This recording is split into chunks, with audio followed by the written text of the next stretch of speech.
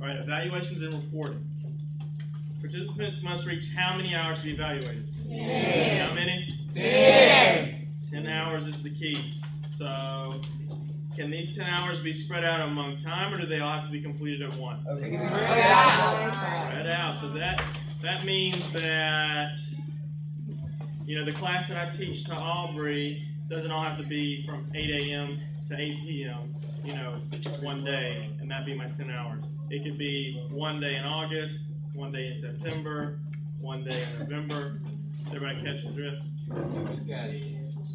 You have until December to reach these 10 hours, so you can spread this out all year long. You don't have to rush and all get it done when we get home this week, unless you really are that fired up. Can it be 10 hours with different groups of participants, or 10 hours with the same group? Whatever. Same group. So I can't teach 5 hours to Aubrey and then 5 hours to Philip and count that as 10 hours. It has to be 10 hours with Aubrey and 10 hours with Philip. Does everybody understand? Nod your head if you understand. So 10 hours with the same group of participants. There was a lot of confusion with that. The same group. Where can I find the evaluation and parent form? Online. On the website. LCROC's website, it'll all be there. When you get home, everyone will have an email. It'll kind of give you the link to our team resources page, a username and password. You can log in, and all this information will be there. We're also sending out a county guidebook that we'll be sending out within the next few weeks. Just kind of goes over everything we went over this weekend, a copy of all the handouts, everything in organized one place. We only send one of these notebooks per county, so just keep it at your office, somewhere where it's easily accessible for everyone on your team, and a copy of everything will be in that. Does the parent form have to be signed and returned this year? No.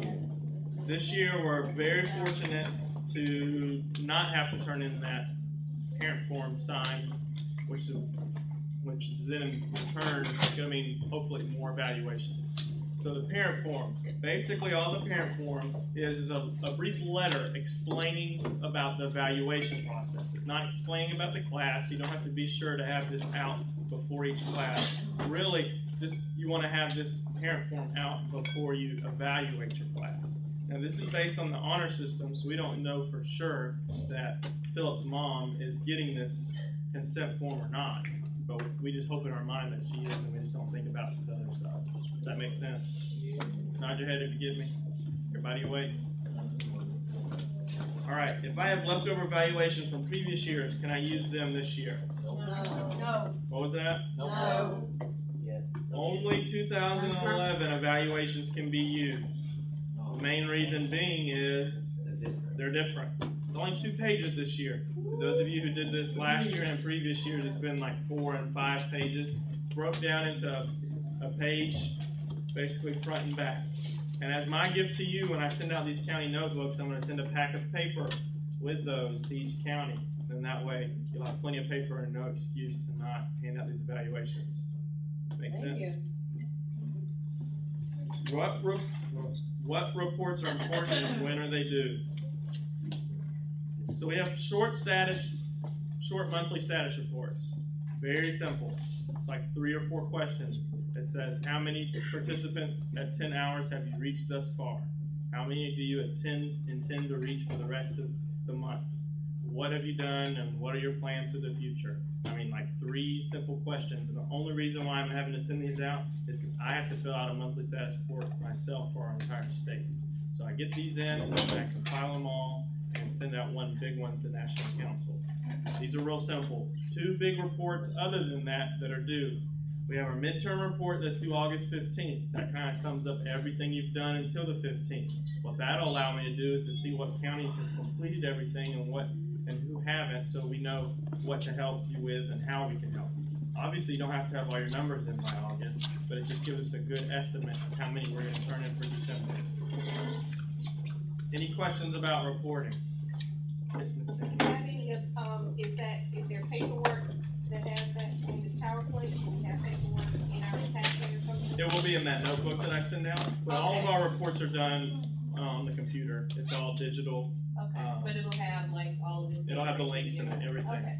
There'll be, in that notebook will be a section for each item, evaluation, reporting, and then that you'll see kind of instructions for that.